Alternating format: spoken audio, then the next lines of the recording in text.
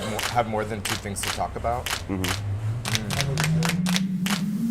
Good morning, everybody.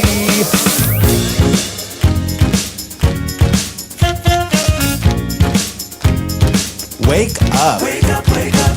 In Provincetown. This week featuring Wake up, wake up. Can I have some coffee? Wake up, wake up. Make it strong, please. Hey. Oh. Hey. Wake up, wake up. Oh. Whee! No, really, can I have some coffee? Wake up, wake up.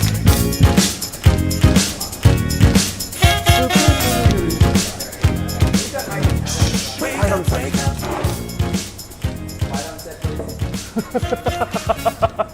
Good morning, everyone. Hey everybody, it's Friday, August 26th. You know what that means. It's the last Friday in August. That is what it means. It's almost Labor Day. Can you believe this summer went by so quickly? It's like, I always feel like summers move at a snail's pace and really fast. You like do? in tandem. Like it always goes by too fast, but it always takes way too long. I don't ever feel like it takes too long. I feel like this one went especially quickly. I agree. Like just yesterday was the 4th of July, and just the day before yesterday was right before the 4th of July. And now it's Interesting. almost Labor Day. I know, isn't that Interesting crazy? shit here. Isn't that crazy? If you Wild. think about it. What do we have? Who's on the show today, Harry? We have Tom and Emil coming in to talk about their party at the Crown Mother Disco. Bringing disco back to the dance floors. Have you been dancing much this summer? No, Why not? because I've been working too much. Ah, see, you need to go dancing. I did work the underwear party last night, and I did dance a little behind the bar. How was the underwear party? It was wild and fun. Yeah? Yeah. Super busy? Yeah. Good. Yeah. Which, like, I'm always like, yay, it's busy, and then I'm like, it's 3 hours of making vodka sodas. That's so easy though. It's not. It is the making of the drinks is easy, but everything else is hard. Yeah, who was your co-bartender? Brady, I think he works there and somewhere else, but I can't remember. Oh, he works at the Crown. Yeah. Good times. Yeah, it was fun. Janet running around like a crazy person, keeping everyone happy. Yeah, it was fun. Who else we got? Who else do we got? Oh my God, you guys aren't going to believe this. Billy Eichner was in town to promote his new movie Bros, and we got to sit down and talk with him about the fact that this is the first gay rom-com ever produced by a major motion picture studio to get a wide release. It's 2022, and this has never happened before. Right. It's also the first film ever where all principal and supporting cast are played by queer people. Openly LGBTQ people. Every role. Even some of the straight roles are played by gay people, which I love. All the straight roles. Yeah, all the straight roles. I love that he did that. Yeah. They. I can't wait to see it. September 30th, opening wide. I know. One of the points he did make, which you'll see, is everyone has to go see it in theaters because this is the first of its kind, like we said, and this is going to be a big litmus test to what is going to be able to happen in the future. Yeah. How was your week? My week was so great. Who is that? I don't know. My week was fantastic. What happened since last Friday? We did our show. Oh, I saw Lady Gaga last Friday. Oh, right. How was that? That was amazing. Ethan went too. It was spectacular. I don't think I've ever seen bigger flames come out of a stage. Like I was definitely like 20 rows back, getting singed, You and still I'm got like, your eyebrows, though. barely. These are just drawn on. No, but like I'm certain that anybody who was on the stage or closer than me like got burnt. Damn. Amazing pyrotechnics. The music, she just sounds so good. She can do anything. She can play 10 different instruments, but of course she spent most of her time playing the piano and singing from the center of the ballpark. It was at Fenway Park. I was complaining before the concert because it felt like a gay rights violation for her to reschedule the concert for the day after the Carnival Parade. I was like, this is a hate crime against Provincetown because I didn't want to have to leave P-Town the morning after the parade, but I did, and I'm glad that I did. I didn't tell anybody at work that I was doing it.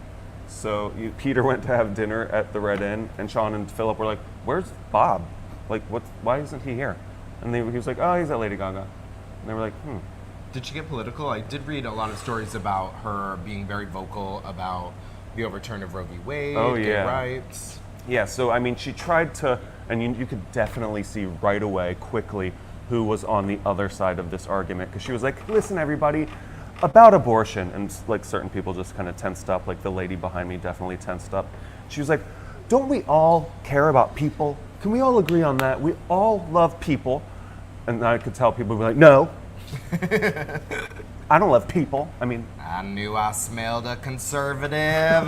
what's that It's voice? a TikTok thing. I think all the kids are doing it. But so she was like, we all love people. We want people to be healthy and safe and to thrive, and and so it sounded like a message of like this, and then she's like, because they're gonna have. Then it got very like, oof, like oh, I wish she didn't say that out loud.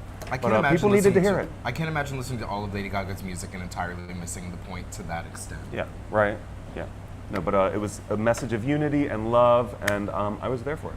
Did she do all the songs you wanted her to? No, she didn't do that. But the one song that I love the most that you told me, the like fandom thinks is the The stupid. Monsters? The little monsters think that Summer Boy is the dumbest Lady Gaga song ever. Most. That's a widely accepted fact. It's not a fact. No, I love that. I was like, were there any songs she didn't do? And she's like, but first thing out of was she didn't do Summer Boy. I'm like, Summer Boy? That's what you're gonna go with? Yes.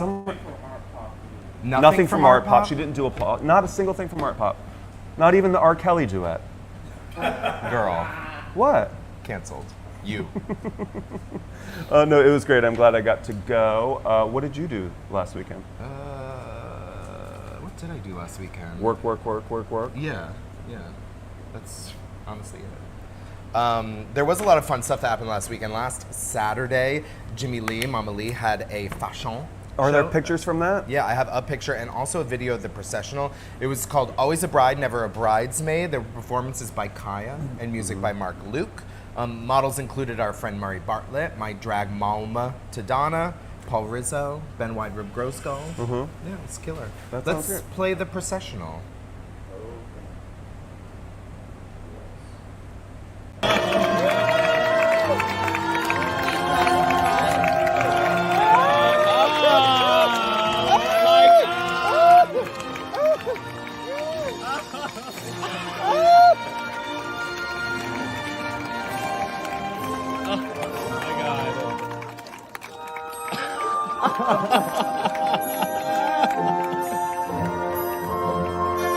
Everything.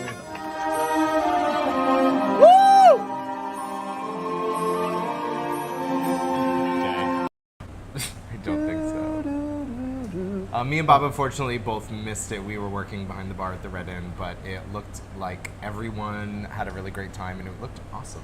Sounded like there were like some chickens or something in the audience. Oh no, that was just Trevor That- being gay. Yeah, slay! Slay mama.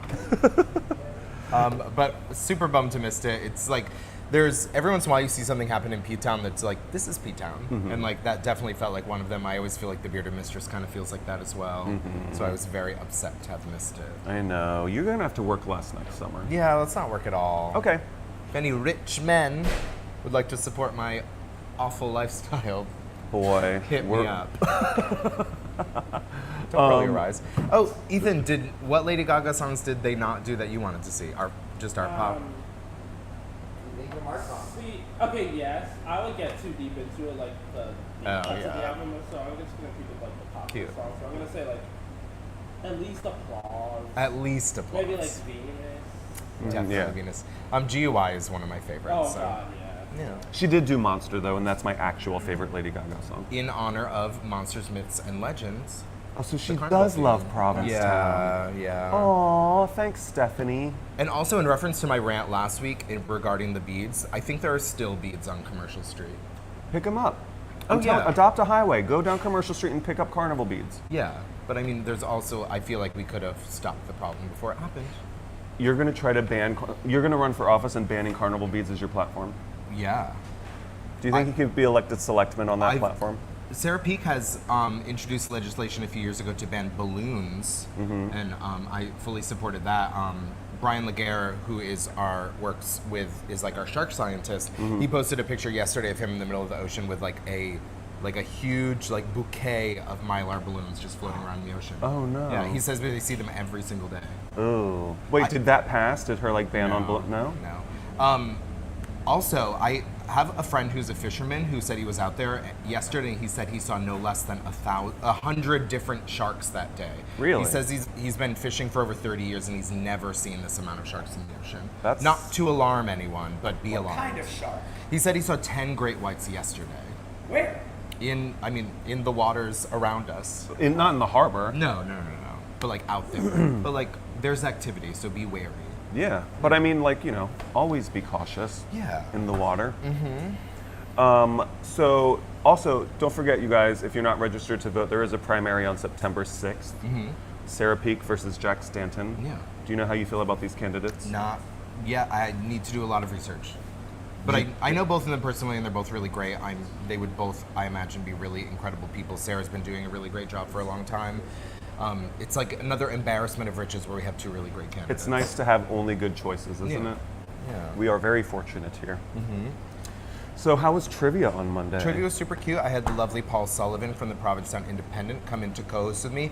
His round was journalism, and it was very clear who was well-read in the audience. Yeah. And it was also very clear that I am not. You don't know anything about journalism? No, he sent me the round and I just looked through the answers. I was like, most of these names I've never heard before. Ooh. I need to read more bylines, I guess. So you did not go to college for journalism like I did? No. But I what- wonder if you would have done well. I would have done well, probably. I mean, I don't know. I didn't see that. I didn't hear it. But what are you going to do with the extra $10,000 to $20,000 Joe Biden just gave you? Oh, let's talk about student loan forgiveness. That sounds like a groan in your voice. I just feel like Joe Biden is forgiving $10,000 of student loan debt, and I feel like pissing off everyone except for people who had exactly $10,000 in student loan debt. You had exactly $10,000 left? I had 22, but I also had Pell Grants. Oh, so Oh, now you yay. get. Oh, yours is basically erased. Andrew is a free man. Congratulations, That is Andrew. super great. I'm not saying it's a bad thing at all. It is a great thing for anyone with student loan debt, and also in general, I feel like when people are less saddled with debt, they're more likely to go to restaurants like the Red Inn and tip us, things like that. Yeah, so it is great, but I do think a lot of people were very upset because the goal was to get rid of all student loan debt. That wasn't going to happen. That was just never going to happen. I mean, they all said it was going to happen. I didn't believe them. I You mean- didn't really believe that, did you? I mean, when Do you believe in Santa? I don't know. I mean, they both tweeted that day one, I'm getting rid of student loan debt, and then after they were elected, they're like, oh, just kidding. But No. It yeah. wasn't going to happen.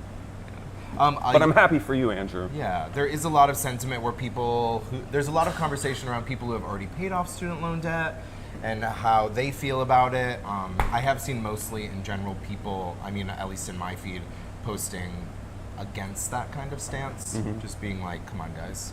Just because it was bad for you doesn't mean it has to be bad for everyone forever. And that's kind of my opinion. I do understand that kind of sentiment of I paid mine, what the fuck? But there has to be a point at which the system changes so that it doesn't continue to crush people. One of my favorite things about the whole ordeal was obviously a lot of GOP people came out against it, blah, blah, blah, blah. And the official White House Twitter account would retweet all of their tweets about it with the exact dollar amount of loans that have been forgiven for them, for PPP and things like that. Oh, yeah. At first I saw them and I was like, yeah, that's great, drag them. And then I was like, wait, this is the official White House Twitter account. Let's get petty. When they go low, we go right down there with them. Why not? Yeah. Like we said, it was $10,000 and then $20,000 for people who receive Pell Grants. You do have to make less than $125,000 as an individual and less than $250,000 as a couple. That's most of the people I know. Yeah. Oh, yeah.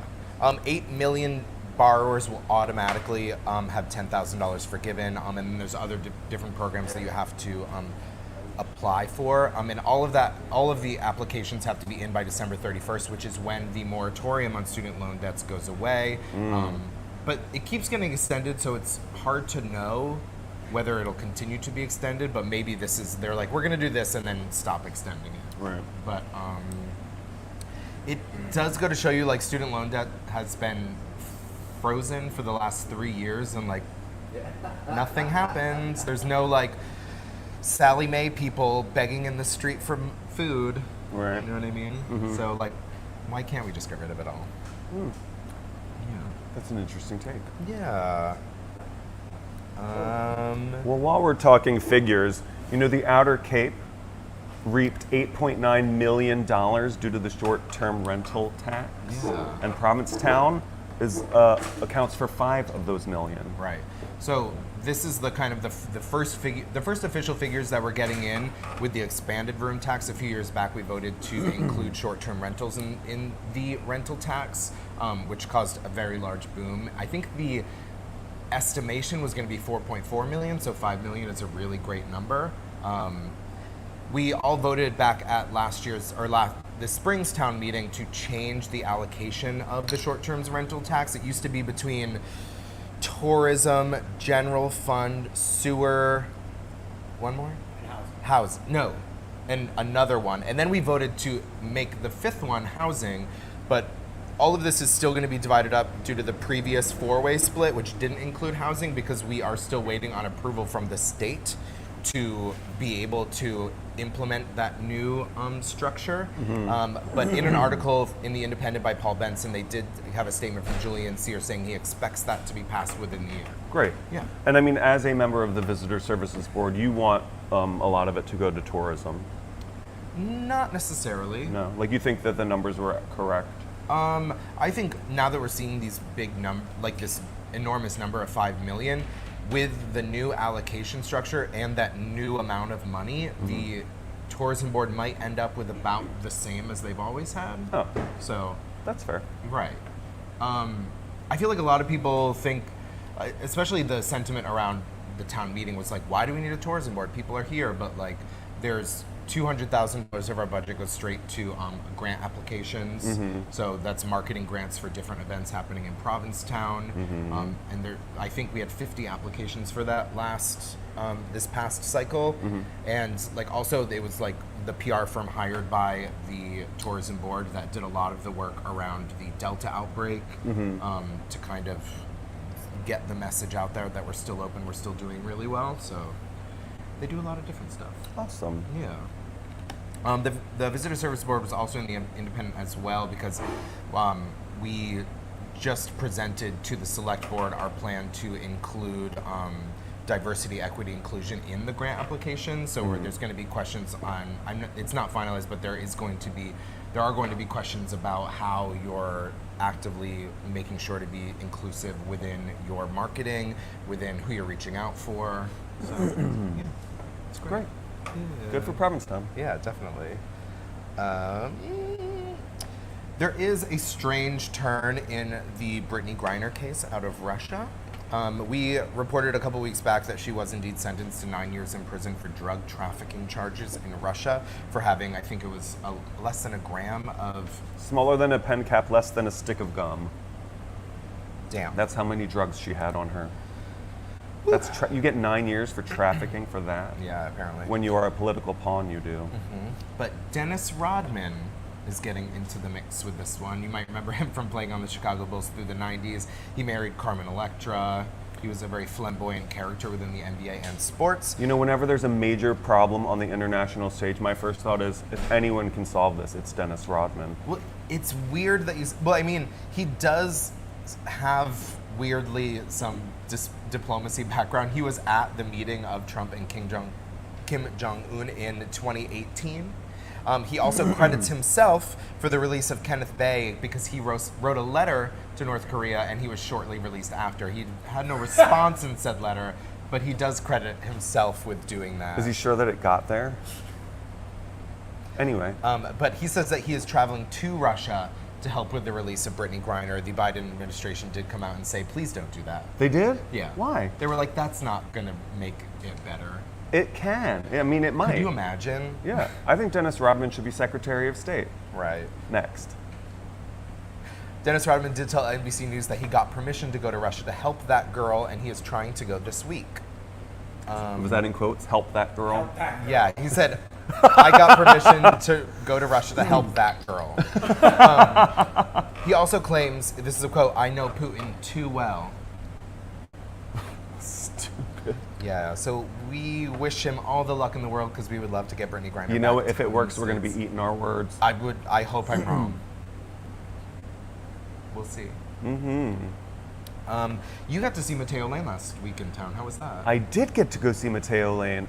Peter's a bigger fan than I am, so he got those tickets.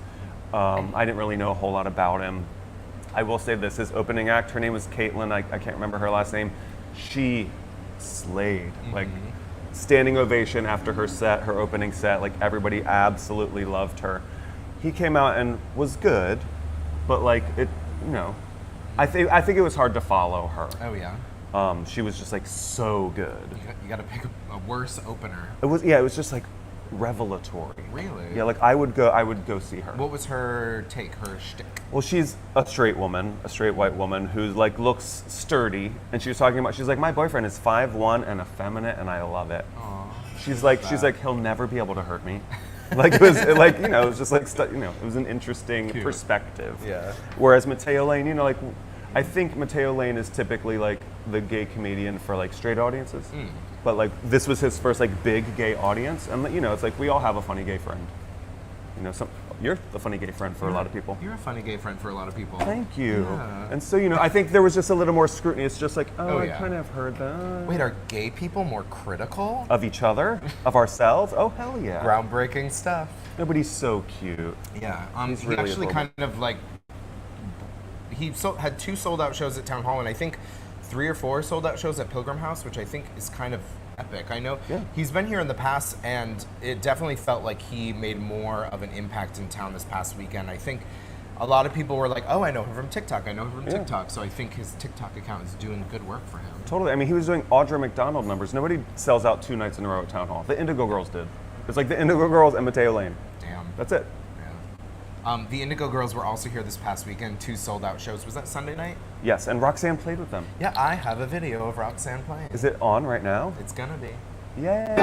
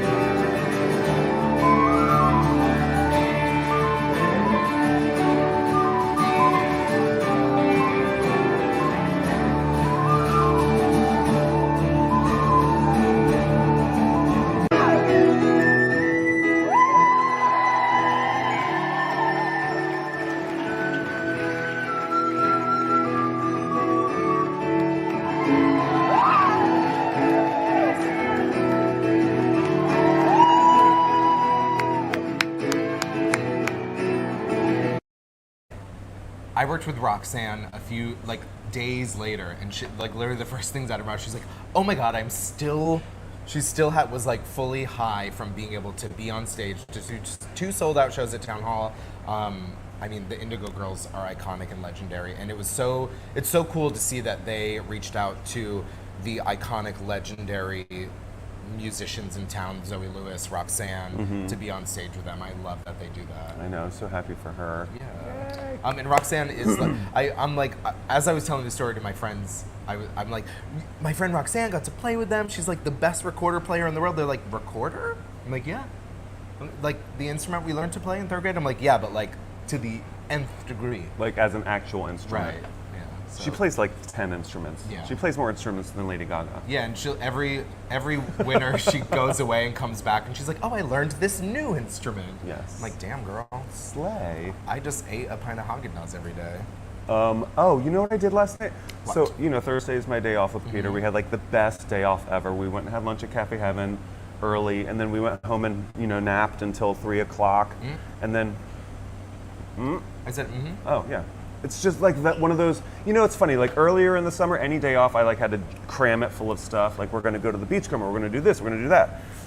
Yesterday, there were like no plans until 7:30. And it's just, I needed to like just lay around in the air conditioning and relax.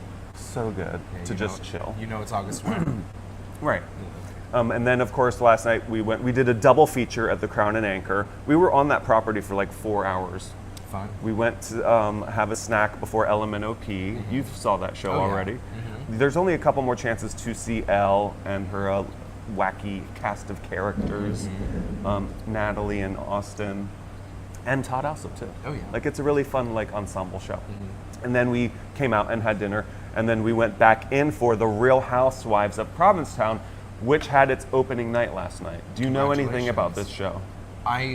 Not that much. It seems like a fierce cast of local drag queens. How was it? It was honestly the most fun I've had at a show all summer. Like No way. it was like so raucous and silly, and like I laughed until I cried. It's Abby Cummings, Liza Lott, Mona Moore, who else is in it? Raquel Blake. Kai Crystal. And Kaya. Kaya was like a surprise. Like I wasn't expecting to see Kaya there. And it was just, I don't watch those shows, those Real Housewives shows, but I'm like, you don't even need to watch them to understand what they're doing in this. Was there a lot of like Provincetownness in it? So much Provincetown. Yeah, it's the Real Housewives of Provincetown. And it was very, very Provincetown. Lots of like insidery jokes for locals, but also enough of a parody of that franchise that anybody who likes that stuff, I think, will have a wonderful time. And like me, even if you don't watch those shows, you will laugh your ass off. Like lots of like, like slaps, and it was Just like the house. Was there wine throwing? There was table throwing. Oh my God, they picked up a table and turned it upside down and nothing on top of the table fell off of it. Was it at the Wait Bar or the Paramount? It was in the Paramount. Cute. Yeah, it was great. There's only 3 weekends. It's Thursday and Friday for the next 3 weekends, including tonight, of course. So definitely go see it. You have to go see this. Oh yeah. No, I'm realizing I'm like, I need to see a show every single night I have off until they all end. Totally. Yeah. I gotta catch up. Do you have any more news stories? No. Before I make this birthday call? The Atomic Bombshells are at the Red Room throughout this entire weekend. Also, this Saturday, Gaia La Festa is Night of 1,000 Brittany's, and maybe in honor of her single being released with Elton John today. It just came out? Yeah, it's called Hold Me Closer. Tiny Dancer? It's just called Hold Me Closer. Oh, yeah. But it is that. I think they're trying to redo the Dua Lipa Yeah. Have you moment. heard it? I've heard snippets. Yeah. Didn't you? Wait, you met one of the musicians on that track? Yeah, I was bartending at the Red Inn, and this guy was like, "Oh, I work for Elton John." I'm like, "I just heard a rumor that he did a song with Britney Spears," and he's like, "Oh yeah, we recorded that last Tuesday." I was like, "What?" So Gaia La Festa is Night of 1,000 Brittany Griners. Oh my god. That is featuring Roxy Pops and also Boy Radio with performances. So it's gonna be fun. I'm going as Dennis Rodman. Oh my god. And you're like, "Where is she? We gotta get her." Where's that girl? I'm here to help that girl. Who are you calling? This is our our semi-weekly birthday I was call. gonna say we haven't done one in like. This is a dear friend of mine who I months. don't think is awake yet. No, he didn't answer. Please leave your message. Bummer. Charlie Holmes, happy birthday. I love you. Come to town soon and visit. Work. Is that it for news around the world? I think that's it. Why don't we watch this interview that we did with Billy Eichner the other day. I had never met Billy. I've been a fan for a really long time, back from the Billy in the Street days. He was really, really fun to talk to. Check it out. Hi, good morning, everybody. I'm here with Billy Eichner at the Crown and Anchor. His new movie, Bros, premieres nationwide, North America-wide, on September 30th. It is the first gay rom-com by a major motion picture studio. Billy, thank you so much for making some time to be here. Thanks for having me. And so part of me, when I heard about this project, and also it was primarily or partially shot in Provincetown. Yes, we shot in Provincetown last September. Yeah, there's a part of the movie where me and my boyfriend come to Provincetown, and it's actually a very significant part of the movie. Bowen Yang is in that part of the movie. It's great. But like when I first heard about this, I was like, part of me was like, yay, this is amazing. And then part of me was like, Hollywood, what took so long? Right. Like it's 2022, this is the first time this is happening. Totally. And you've been successful for a very long time. So like if it took you that long, like Right. what took so long? Hollywood is very hypocritical and homophobic. That's really what the simple answer is. And I can only say that because I've been living it, Right. for over 20 years. I started out as an actor in New York and a comedian. After I graduated college, I went to Northwestern. I was a theater major and then went to New York. I grew up in New York, so then I went back to New York after college. And so I've been doing this a really long time. And culturally, as we all know, 2000 is a world away from 2022 in terms of inclusion and diversity and LGBTQ issues and people giving LGBTQ people opportunities in Hollywood outside of small indie films and things like that, which is primarily what we had when I was growing up, which were all amazing, but obviously not done at the scale that they should have been done. Right. Like Trick. Trick is one of the better ones. Some were better than others, but we love them all. But why did it take so long? Because Hollywood is homophobic, and it on the surface, everyone thinks of Hollywood as being pretty liberal. Conservatives make fun of Hollywood. It's like liberal Hollywood. Lefties. But I always laughed at that because just under the surface, it's so untrue. It's like, yeah, they might say we support gay people, we're allies, marriage equality, yay. But when it comes to actually making big mainstream movies about LGBTQ people, letting LGBTQ people play our own roles, having creative control over them, it literally never happened. Bros is literally the first gay rom-com ever made by a major studio. And what's really crazy, I'm the first openly gay man to ever write and star in his own major studio film. That's crazy. Which is of any genre, openly gay, obviously, I should say. Which is crazy, and that's not a brag, that's just like a crazy fact. And so, Bros is something to celebrate, and we want to make sure we get out there and support it so they make more movies like this. And I mean, your career's been going like this, and at what point were you like, did you even think it was going to be feasible? Like, I'm going to get to make my own major motion picture. Well, it took two straight men to come to me with the idea. Because Bros did not start with me. It started with my friend Nick Stoller, who co-wrote the movie with me and who directed it. Nick and I had worked for Nick as an actor. He's directed and written a lot of TV series and movies. He directed Forgetting Sarah Marshall and Neighbors, and I did a series for him at Netflix called Friends from College, which I had a recurring role in, playing a gay character, and he really liked working with me. And he came to me like 5 or 6 years ago and said, I want my next movie to be a rom-com, but I think it would be cool if it was about a gay couple, because we don't get many of those. We didn't realize that it would be the first this and the first that, but we knew it was rare. And he said, I'm not gay, meaning he's not gay. Do you want to write it with me? And if all goes well, you can start it and I'll direct it. And he has a long history of working with Judd Apatow. Judd produced and sometimes directed some of the great comedies of the past 20 years, Bridesmaids and Trainwreck and 40-Year-Old Virgin and Knocked Up and Superbad and The Big Sick, and the list goes on. And him and Nick like working together, so Judd came on board to produce it. And then, of course, I immediately said yes. And I didn't know at the time what the movie would be about. The only thing I told Nick right off the bat at the first meeting we had, because he is a straight guy and Judd is a straight man, they're two of the last remaining comedy heavyweights in Hollywood who can get a major studio comedy greenlit. It's becoming an increasingly rare thing, especially romantic comedy, let alone an R-rated gay romantic comedy, which is what Bros is. It is R-rated, which is what's very fun about it, but also very unique about it for a movie theater wide release. I told him, I was like, if you think we can just make When Harry Met Sally and slip into guys and have everything play out the same, I don't want to do that. Because that would not be authentic to the gay male experience that I know. I don't even think it would be real for most younger straight people these days, like the beats of that movie, although I love that movie and it's a classic and I love it, but we needed to make sure that Bros felt very real and very authentic. And now? And very current, and mostly also our priority was to make it hilarious.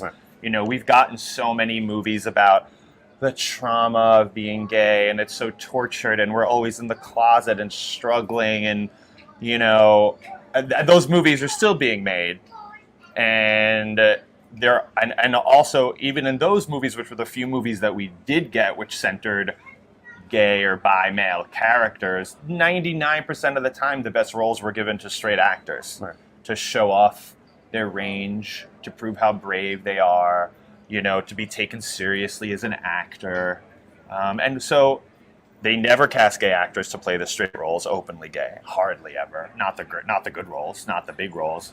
And then we didn't even get to play our own roles. So what the hell are we supposed to play? And Bros is part of sending the message that we need to, not make any strict rules about casting necessarily, because it is art, it's supposed to be free, but art isn't done in a vacuum. There are economics involved, and we have to think about the opportunities that people are getting or not getting historically. And so Bros is just about saying we want to correct this huge, profound imbalance that we've seen throughout Hollywood history in terms of like gay people not being able to write their own stories, produce their own stories, and star in their own stories.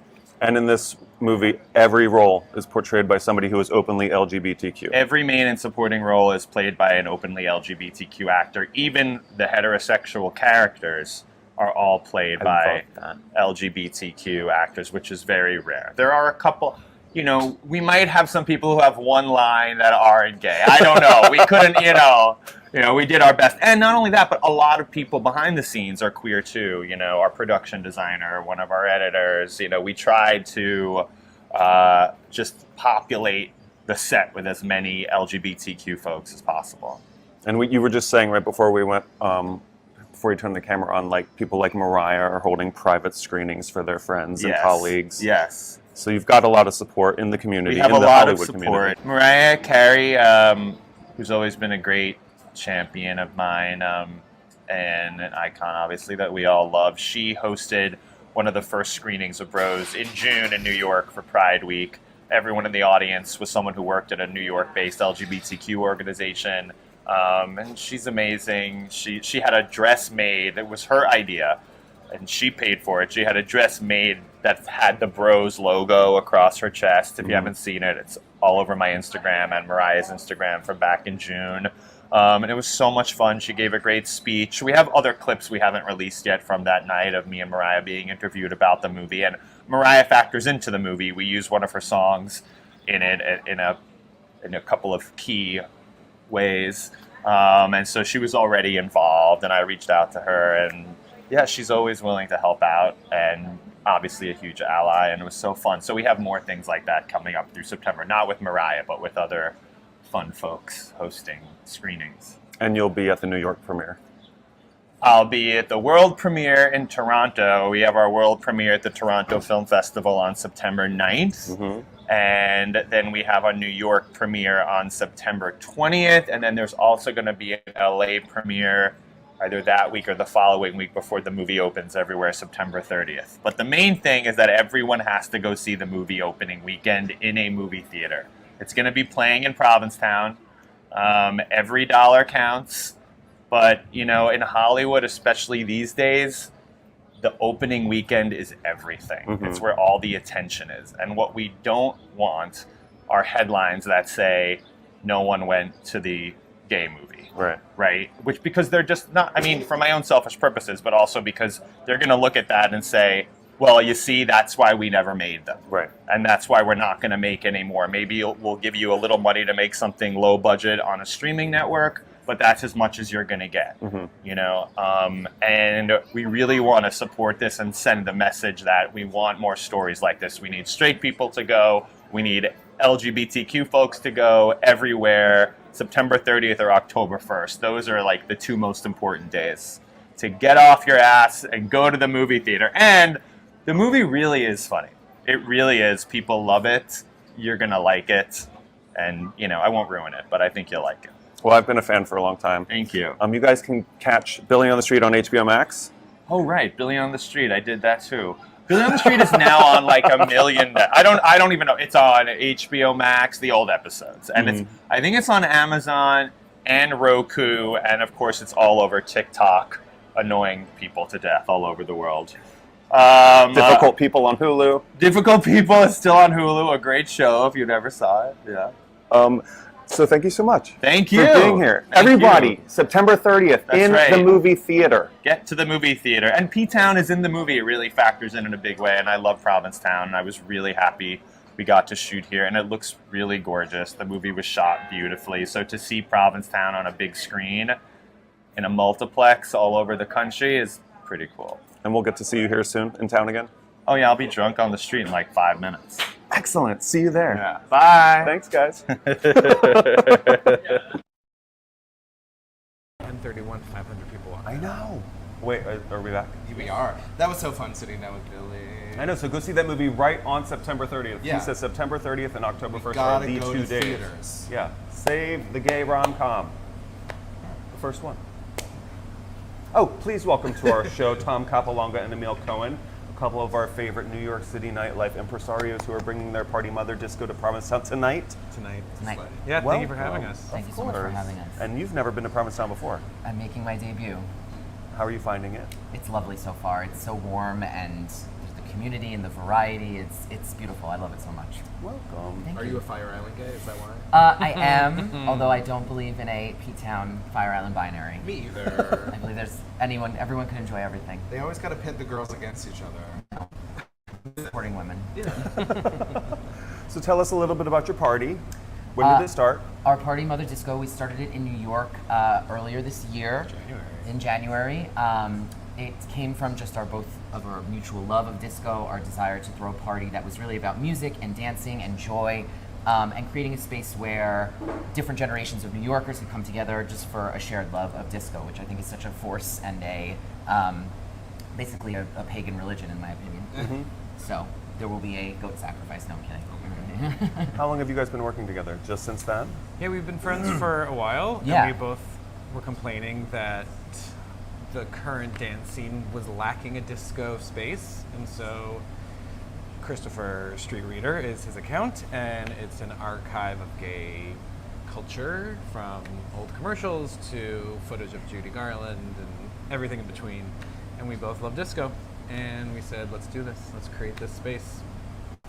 And Pull the trigger. it's gone well. And it's encouraging to see at the parties we've done in New York, we do it at $3 bill in Brooklyn and New York, to see not just the gay crowd, but we have people that danced at Studio 54 who've been going out to discos in Bay Ridge since the 70s. So to see just different kinds of people come together out of shared love of this music has been very joyful, and we're very grateful and excited to be able to do it here this weekend. And I think the fact is that we do it from 5 p.m. to 10 p.m. Oh, really? Very respectable. Well, in New York we Love do. that. Yeah. Here in P-Town we'll be starting at 9, but usually in New York it's kind of tea hours, which has been a nice little niche for us to carve out for ourselves. Oh, that's also really great. Because one thing, when I lived in Palm Springs for a while, one thing I loved about that kind of space is you get people, you can see the people, I'm like, you danced to this in the late 70s, early 80s. You know and this it's song. great to see you back out where you normally wouldn't see those people at 11 o'clock at midnight out at the club. Yeah, brings a different audience the later you get. Yeah, and I also love that you're kind of founded the party on bringing more people out, especially with kind of New York nightlife is going through a little phase where it's a lot of critique over that, over who everything is for and who's being supported. Yeah, and just creating as open a space as possible, and a space, there's so much variety within gay and queer nightlife, and sometimes it can turn, it's a little more dark based on the music or just the vibe. People can be a little kind of closed off, and I think that we want to open up a heart space where it's just joy and fun and love of this music that has given us so much. Good vibes only tonight? Only good vibes. No It's gonna be a lot of requests? fun. No requests. No requests? But we got you. Don't worry about it. Yeah, It's going to be great. Everyone that has requested, I've already been planning on playing it anyways. So it's Excellent. good. Perfect. We love that. And who are some of your favorite DJs and parties to go to? You were at church on Sunday. Lazarella just climbed up the ladder. She really hit the ground running. I mean, who'da thunk? From the beginning of church on Sunday to 1 o'clock, nonstop. Right. Didn't let us break for air. So that was great. Thank you. That's what we were saying right before we came back from that Billy Eichner interview. You were like, I went at 10:29, empty, 10:31, completely packed. 500 people, 10 people deep at the bar. Outside was every chain smoker crowd. It was great. And at 10:29 when we walked in, we were like, uh-oh, maybe it's just going to take a moment. And it took a moment. Literally a breath of air. Who are our favorites? We love Mark Luke. Oh, yeah. I give credit to my love disco, to Horse Meat Disco at the Crown in 2014 at Bear Week. I had never experienced that party before. I was staying here all summer, told I have to go every Thursday of Bear Week. They play at the Crown. And so I went, and it was like, have you ever had an out-of-body experience on the dance floor? Oh, yeah. That was my first time. They played a slowed-down version of Sylvester's You Make Me Feel, and I thought they were slowing it down themselves without realizing it's its own track, but I only knew the upbeat one. So here all of a sudden it's everything turns into slow-mo and the drag queens are fanning and everyone's on the go-go boys just slow dancing and everyone's making out with each other, and then they sped it into the regular upbeat version and I was up in the rafters and I knew like, oh, okay, this is my space. This is where I need to be. So I give them credit for everything and still do today. They still come every summer, right? I think so. Yeah. They were here for Bear Week? I think that is I when think it's they the only come. time they come. Yeah. Yeah. What about you? I feel like this party is very much inspired by, there's a famous New York City party called 718 Sessions. That's a space for soul and disco and always attracts a real New York City crowd. And whenever I'm at that party, I feel like, God, like this is like what nightlife can be. And, you know, creating those transcendent moments on the dance floor is always our goal. And my brother is actually a DJ James Anthony. He's playing out here like earlier in the summer. He was just out here for Carnival. So it feels like a family affair. Also at the Crown. At the Crown. Yeah. So it feels like a family affair, and I'm glad. And he taught me everything I know about pop culture. So, thanks, James. I also think you're throwing the perfect party to really see what Provincetown is all about for your first time, too. Yeah, I'm so excited to meet people. Emil will be DJing. I'll be on the dance floor stewarding the vibe. Please come say hello and come dance. Yeah, when you see these faces, go say hi. It's their party. Yes. Doors at 9. Doors at 9 until closing. You can get tickets at the door. Tickets or at the online. door, online right now. You can follow Mother Disco NYC for more information. On or Instagram, any- we will post a link for tickets there, but tickets at the door as well. Excellent. Have fun. Thank you. Thanks Thanks, guys, for for having us. I'll come after work. He's off tonight. I'll be there. Yeah, Oh, you good. will. Can't Thank wait to see you. you there. Thanks Yeah, for having we us. want everyone there. Thank you very much. Have fun, guys.